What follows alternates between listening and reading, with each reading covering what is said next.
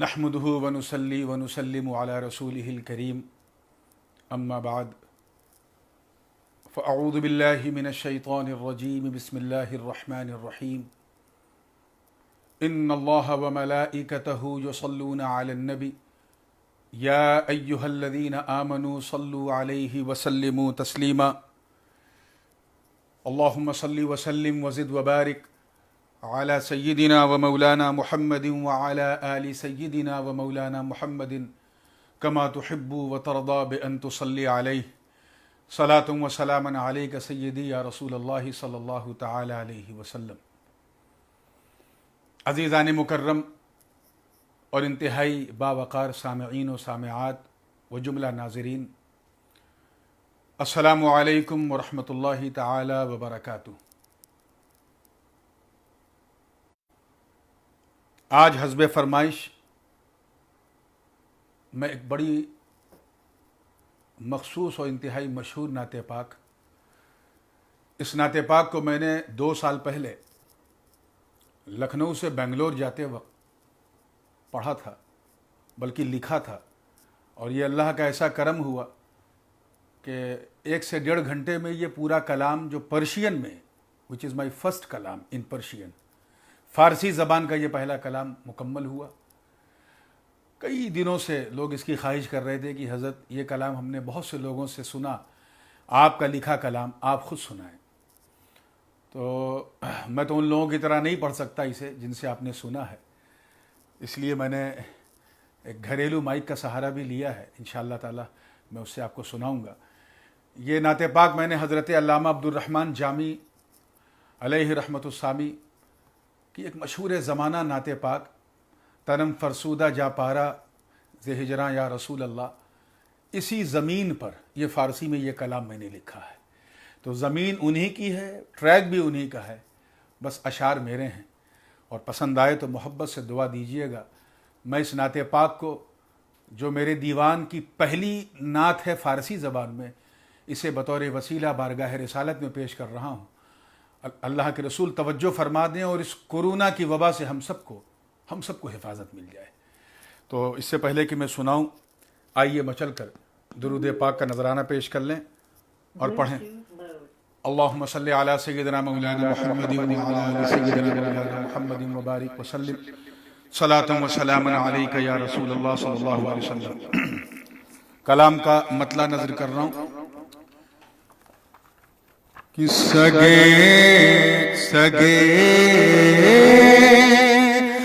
دربار تو ہستم مدد کن یا رسول اللہ، سگے دربار تو ہستم مدد کن یا رسول اللہ، سگے دربار تو ہستم مدد کن یا رسول اللہ، سگے دربار تو ہستم مدد کن یا رسول اللہ،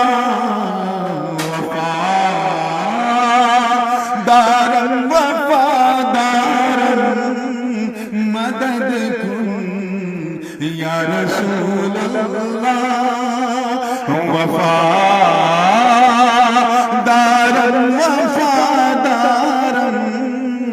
مدد کن یا رسول اللہ۔ یہ کلام ہے تو فارسی میں، لیکن جو لوگ اچھی اردو جانتے ہیں انشاءاللہ وہ ایک ایک مصرے پر محظوظ ہوں گے۔ توجہ سے سنیے کہ غبار راہ تو ہستم برائے چشم بیمار، غبار راہ تو ہستم برائے چشم بیمار، بجا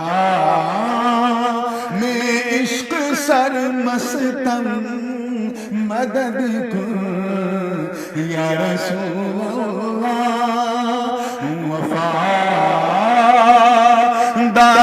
وفادارم مدد کن یا رسول اللہ کرم بر حال مسکی کن نظر پر سینے بریاں قدم کرم بر حال مسکی کن نظر بر سینے بریاں دلے پس مردنی بینم مدد کن یا رسول اللہ وفادارم وفادارم مدد کن یا رسول اللہ.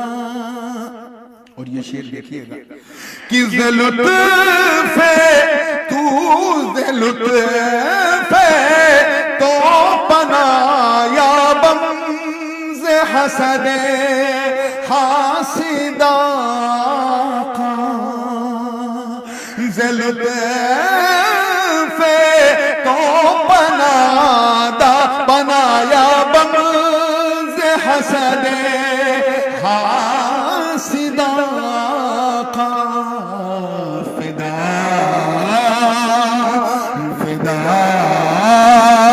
بر لطف تو جانم مدد کن یا رسول اللہ فدا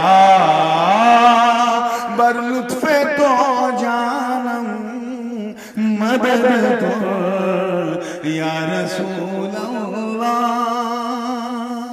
اور یہ شعر کہ فقیر بے نوا ہستم ضعیف نارسا ہستم فقیر بے نوا ہستم ضعیف نارسا ہستم نمن دارا نمن رستم مدد کن یا رسول اللہ نمن دارا نمن رستم مدد کن یا رسول اللہ. اور یہ شعر ہے، اس پہ ویسے تو ہر شعر پہ آمین کہنا ہے، لیکن اس شعر پہ خصوصی طور پہ آمین کہیے گا کہ خدا وندہ مرا از ہر گناہ توبہ وصد توبہ خدا وندہ مرا از ہر گناہ توبہ وصد توبہ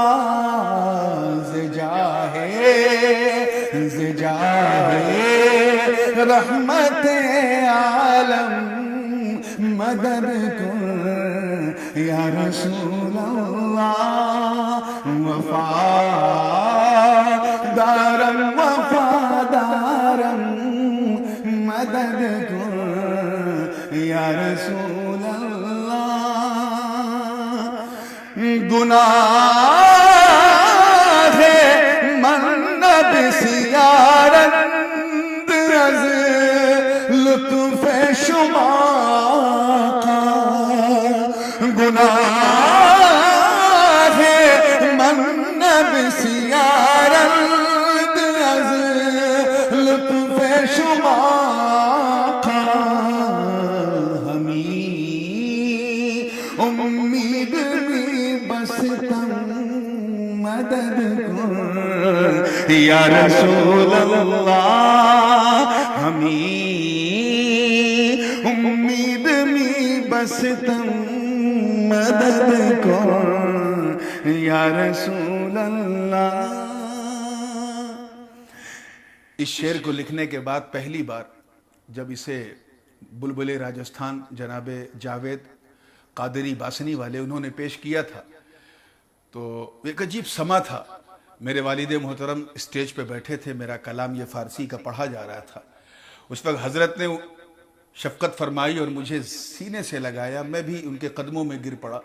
एक बड़ा ही अनफॉरगेटेबल सीन वो था। उस शेर को मैं पेश कर रहा हूँ। आखिर वो शेर कौन था, तवज्जो चाहूँगा। कि मनम बरनफ्स खुद कर दम सितम हाय गुनहगारी। यानी बंदा अपनी जान पे जुल्म करके हाजिर है और इस यकीन के साथ कि अल्लाह ने महबूब आपके पास बुलाया है। बड़े से बड़े गुनहगार अगर आप उनके लिए अपना लब हिला दें तो मौला उनके लिए सब हिला देता है।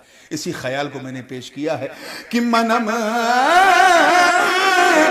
बरनफ्स खुद कर दम सितम हाय गुनहगारी। पशीमा पशेमानम पशेमानम मदद कर या रसूल अल्लाह। पशेमानम पशेमानम मदद कर या रसूल अल्लाह। और तमाम बिरादरान अशरफिया को ये शेर नज़र कर रहा हूँ। बारगाह मुस्तफ़ा है और वसीले मखदूम सिमना है। तवज्जो चाहूँगा कि चेरा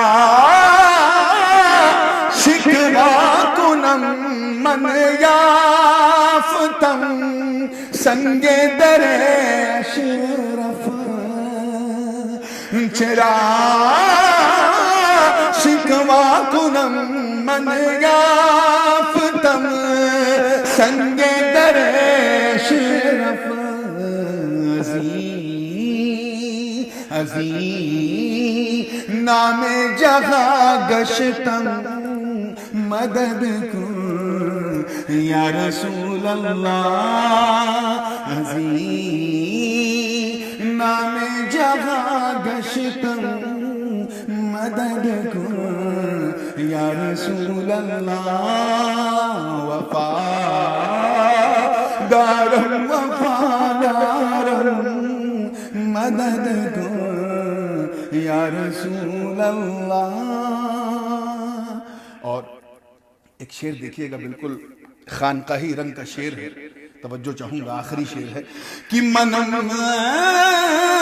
दानम तोई दरबार तो दानम बजुज़ आके। या रसूल अल्लाह, मैं सिर्फ आपको जानता हूँ और आपके दरबार को जानता हूँ और इसके सिवा मैं किसी को नहीं जानता। बस इसी ख्याल को लाया हूँ कि मनम दानम मनम दानम तुई दरबार तो दानम बजुज़ आके। नमी दानम नमी दानम मदद कर या रसूल अल्लाह।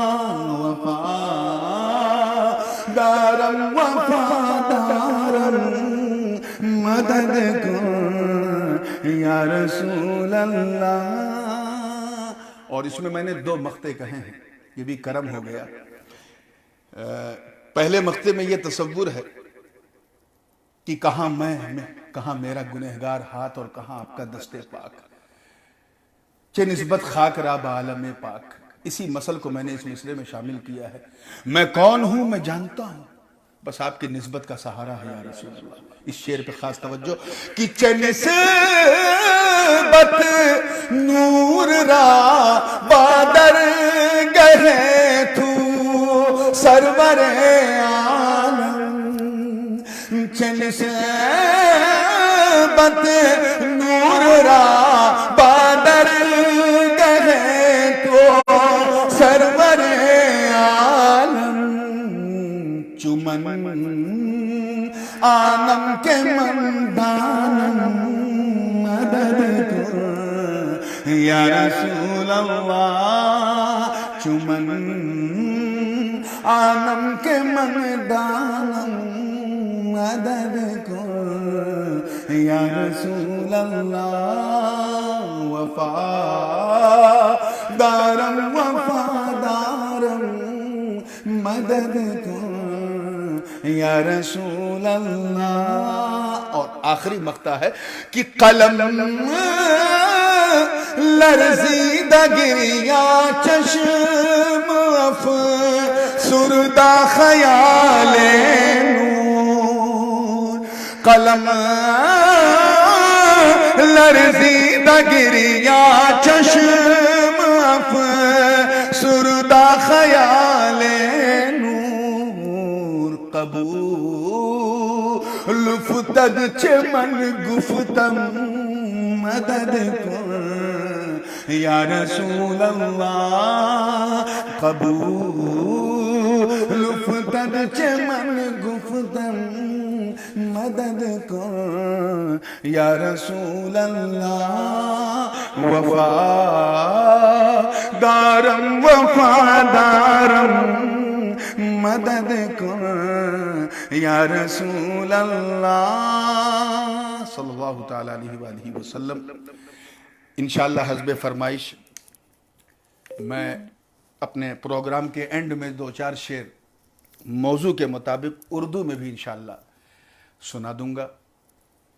ایک مرتبہ جھوم کے درود پاک پیش کر لیں. اللہم صلی علی سیدنا و مولانا محمد وعلی آل سیدنا و مولانا محمد کما تحب و ترضى بأن تصلی علیہ صلاة و سلاما علیک سیدی یا رسول اللہ صلی اللہ علیہ وسلم.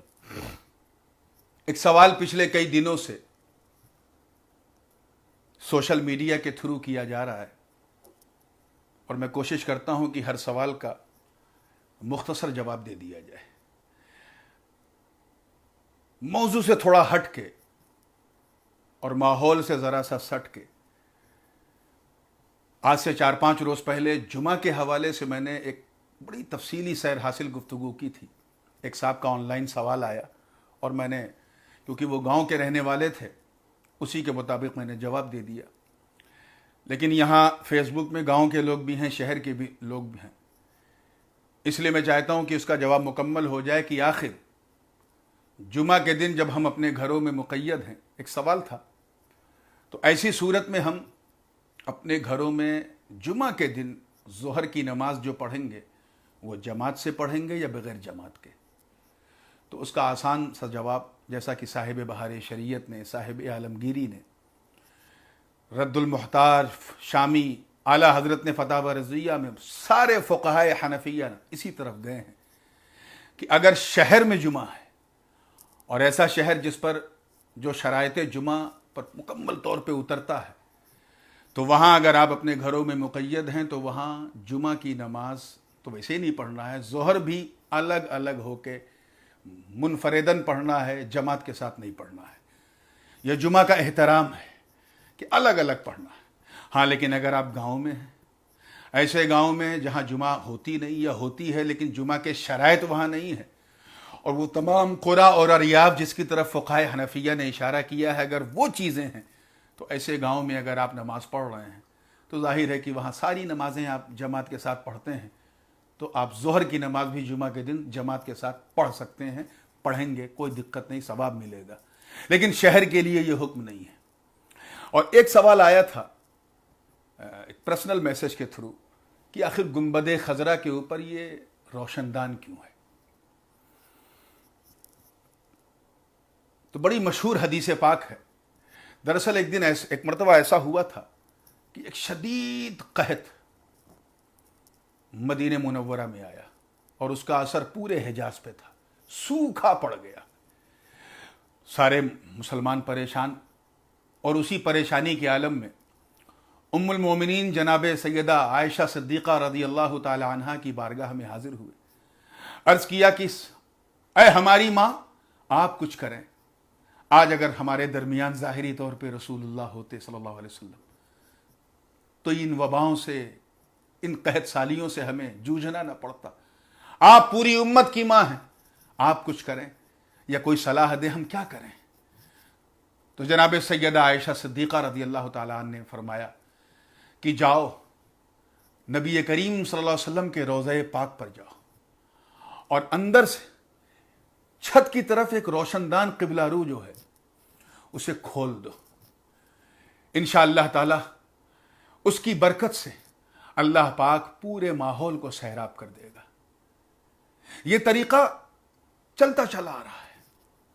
چنانچہ اس حوالے سے ایک حدیث پاک جسے میں چاہتا ہوں کہ منوان آپ کو سنا دوں کہ آج جو موجودہ صورتحال میں گنبد خضرا ہے، حضرت عائشہ صدیقہ کے زمانے میں یہ نوعیت نہیں تھی، بلکہ ایک چھت تھی اور وہ بھی کچی چھت تھی.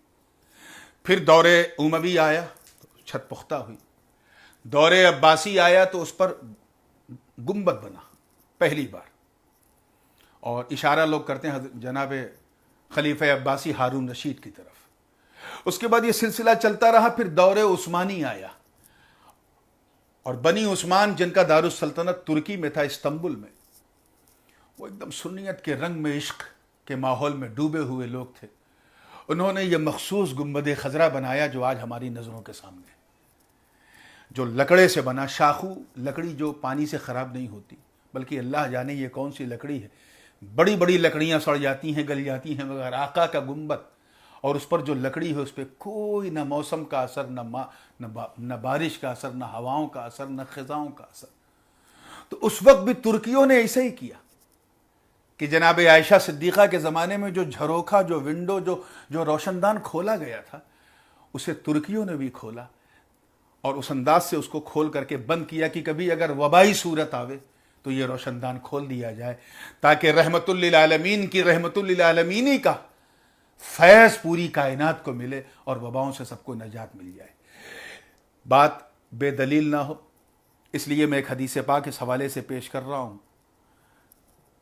یہ حدیث پاک بڑی مشہور و معروف حدیث پاک ہے کہ قحط اہل المدینہ قحطا شدیدا فشکوا الی عائشہ رضی اللہ تعالی عنہ، کہ اہل مدینہ شدید قحط کے شکار ہوئے، قحط سالی کے، اور جناب عائشہ کی بارگاہ میں اپنا معروضہ پیش کیا.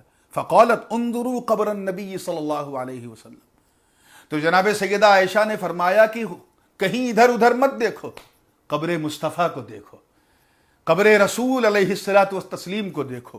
انظروا الی قبر النبی صلی اللہ علیہ وسلم فجعلوا منہ کوا الی السماء، اور اس کے اندر ایک کھڑکی بناؤ، ایک روشن دان بناؤ، الی السماء، ایسا ہو جس کی سمت جو ہے وہ آسمان کی طرف ہو. اللہ اکبر کبیرہ. حتی لا یکون بینہ و بین السماء سقف، اور اس طرح سے بناؤ کہ قبر رسول صلی اللہ علیہ وسلم اور آسمان کے درمیان کوئی دیوار نہ ہو. سبحان اللہ سبحان اللہ. اس لیے وہ روشن دان جناب عائشہ صدیقہ نے بنوایا تھا. ففعلوا فمطرنا مطرا، پھر انہوں نے ایسا ہی کیا. اور وہ راوی فرماتے ہیں کہ پھر اتنی شدید بارش ہوئی، اتنی شدید بارش ہوئی، اتنی زبردست بارش ہوئی کہ ہم لوگ سیراب ہو گئے. فمطرنا مطرا نبت العشب وسمنت الابل، کہ تمام جو خشکی تھی وہ ان میں گھاس اگائی، ہریالی چھا گئی، اونٹ موٹے موٹے ہو گئے ان ہریالیوں سے کو کھا کھا کر. حتی تفتقت من الشخم فسمی عام الفتق. اللہ اکبر. یہاں تک کہ وہ سلسلہ چلتا رہا اور اس انداز سے چلا میرے دوستوں، اس انداز سے چلا کہ راوی کہتے ہیں کہ ایسا کرنے کی دیر تھی کہ اتنی زوردار بارش ہوئی جس کی وجہ سے خوب سبزہ اگایا، اونٹ بھی موٹے ہو گئے، اور جس کی وجہ سے خوب کیا نام ہے، اور اس سال کا نام بھی عام الفتق رکھا گیا، اور ایک روایت میں فتق رکھا گیا، یعنی سبزہ اور کشادگی اور ہریالی والا سال رکھا گیا، جس سال جناب عائشہ کے حکم سے گنبد خضرا میں ایک جھروکا آسمان کی طرف کھولا گیا تھا. یہ حدیث پاک سنن دارمی جلد اول صفحہ نمبر 56 حدیث نمبر 92 ہے. یہی حدیث پاک الوفا باحوال دار المصطفیٰ جو ابن جوزی کی ہے، صفحہ نمبر 817 اور حدیث نمبر 1534 ہے. یہی حدیث پاک سقاء السقام فی زیارت خیر الانام میں 128 صفحے نمبر پر ہے. مشہور مدنی محدث و مورخ امام علی بن احمد سمہودی وفاء الوفا جلد ثانی صفحہ 560 میں کہتے ہیں، لکھتے ہیں کہ زین المزاغی نے کہا کہ جان لیجئے کہ مدینے کے لوگ کی آج کے دن تک یہ سنت ہے ایسا نہیں کہ جسے اسی وقت کے لیے تھا، کہ جس زمانے میں یہ سلسلہ شروع ہوا تب سے یہ ایک سنت اہل مدینہ کی بن گئی کہ چاہے قحط آوے، چاہے کوئی وبا آوے، چاہے کوئی طاعون آوے، چاہے کوئی مصیبت آوے، تو یہ تمام مدنی لوگ سرکار دو عالم وسلم کے گنبد پاک کے اوپر جو کھڑکی ہے اس روشن دان کو کھول دیا کرتے تھے۔ یہ آج سے 500-600 برس پہلے کے محدثین نے اس بات کو کہا ہے۔ آگے فرماتے ہیں کہ قبلہ رخ ایک کھڑکی کھولتے، اگرچہ قبر مبارک اور آسمان کے درمیان چھت حائل رہتی، چھت تو حائل رہتی، جو ابھی ایک چھت بنائی گئی ہے چھوٹی سی، لیکن اس کے اوپر جو گنبد مصطفیٰ ہے، گنبد پاک ہے، وہ گنبد جس پر 70,000 فرشتوں کی آمد و رفت ہوتی ہے۔ ارے جب محراب مریم کا یہ حال ہے کہ جناب زکریا نے ہاتھ اٹھا کر دعا مانگی تو اللہ نے انہیں یحییٰ کی خوشخبری سنا دی، تو وہ تو محراب نبوی ہے، وہ تو گنبد خضرا ہے، وہاں تو 70,000 فرشتے آتے جاتے رہتے ہیں۔ وہاں کا جھروکھا کھولو تاکہ پوری دنیا سیراب ہو جائے۔ اور یہ کوئی نئی چیز نہیں ہے، یہودیوں کا یہ حال تھا۔ یہود و نصارہ کا قرآن پاک کی سورہ بقرہ شریف میں وہ آیت موجود ہے کہ وہ لوگ یہودی اور عیسائی لوگ حضور کی بعثت سے پہلے حضور کے وسیلے سے دعا کرتے تھے۔ وہ بعثت سے پہلے کرے اور ہم بعثت کے بعد نہ کریں، بلکہ حد تو یہ ہے کہ ایک حدیث پاک جو بخاری شریف میں ہے، ترمذی میں بھی ہے، حضرت ابن عباس، میں وہ حوالہ دیکھ لوں اللہ کرے مل جائے، کہ حضرت ابن عباس رضی اللہ تعالیٰ عنہ کا حال یہ تھا۔ حضرت عباس ابن عبد المطلب جو حضور کے سگے چچا تھے، حضرت عمر رضی اللہ تعالیٰ عنہ دعا کرتے تھے کہ اللہم انی، جب کبھی قحط آ جاتا تھا، وبا آتی تھی، انی اتوسل الیک بنبیک، جب حضور ہوتے تھے تو کہتے تھے بنبیک، اے اللہ میں تیری بارگاہ میں وسیلہ پیش کرتا ہوں تیرے نبی کا۔ اور حضرت عباس جو اس وقت باحیات تھے، ان کے سامنے حضرت عمر ابن خطاب نے یہ دعا مانگی، اللہم انا نتوسل الیک بعم نبیک، اللہ اکبر، اے اللہ میں تیری بارگاہ میں وسیلہ پیش کر رہا ہوں، ہم تیری بارگاہ میں وسیلہ پیش کر رہے ہیں مصطفیٰ جان رحمت کے چچا عباس ابن عبد المطلب کا۔ ایسے ہی تبرکات کا وسیلہ، اولیاء اللہ کی زوات کا وسیلہ، اعمال صالحہ کا وسیلہ، یہ موقع ہے مسلمانوں، اگر آپ کے پاس کوئی نیکی ہے تو اس کو وسیلہ بنائیں، نہیں تو اگر کوئی نیک دامن آپ نے سنبھال رکھا ہے تو اس کو وسیلہ بنائیں، اللہ کے رسول صلی اللہ علیہ وسلم کو وسیلہ بنائیں، اور رات کے شب میں یہ چیٹنگ، یہ موبائل، اس چکر میں نہ رہیں، مصلی بچھا کر، آنکھوں سے اشک بہا کر، دونوں ہاتھوں کو بارگاہ مصطفیٰ کے وسیلے سے اللہ کی بارگاہ میں اٹھا کر ان کو وسیلہ بنا کر آپ اس وبائے کرونا سے نجات کی دعا مانگیں گے تو انشاءاللہ مولا تعالیٰ ضرور قبول ہوگی۔ وآخر دعوانا ان الحمدللہ رب العالمین۔ اب حسب فرمائش میں صرف 2-3 شعر، اس کی بھی فرمائش مسلسل آ رہی تھی، میں نعت پاک کی پیش کر دیتا ہوں جو اسی مدینہ پاک کے تصور میں ڈوب کے میں نے لکھا تھا۔ اجازت ہے نا آپ لوگوں کی؟ ٹھیک ہے، میں نعت پاک پیش کر رہا ہوں، درود پاک پڑھ لیں۔ صلی اللہ علیہ یا رسول اللہ وسلم علیک یا حبیب اللہ صلی اللہ علیہ وسلم۔ چٹکیاں سینے میں لے کر مجھ کو تڑپانے لگی، چٹکیاں سینے میں لے کر مجھ کو تڑپانے لگی، چٹکیاں سینے میں لے کر مجھ کو تڑپانے لگی، اے مدینہ اے مدینہ یاد جب تیری کبھی آنے لگی، اے مدینہ یاد جب تیری کبھی آنے لگی۔ اس تصور میں ڈوب کے سنیے کہ پوری دنیا لاک ڈاؤن ہے، اور حد تو یہ ہے کہ ظالموں نے میرے مصطفیٰ کا مدینہ بھی لاک ڈاؤن رکھا ہے۔ جہاں سے شفا کی چھینٹیں لوگوں کو ملتی ہیں وہاں سنہری جالیوں پہ یہ لوگ سینیٹائز کر رہے ہیں اس کو. عاشق اپنے اپنے ملکوں میں رہ کے تڑپ رہے ہیں بارگاہ رسالت میں کیسے حاضر ہو, اس تصور کو دل میں لائیں اور یہ شعر دیکھیں کہ گنبد خضرا کی رونق سے ملا ایسا جمال, گنبد خضرا کی رونق سے ملا ایسا جمال, اب فرشتوں کی جماعت تیرے گن گانے لگی, اے مدینہ یاد جب تیری کبھی آنے لگی, اے مدینہ یاد جب تیری کبھی آنے لگی. شعر دیکھیے گا کہ مصطفیٰ صلی اللہ نے جب رکھا اپنا قدم,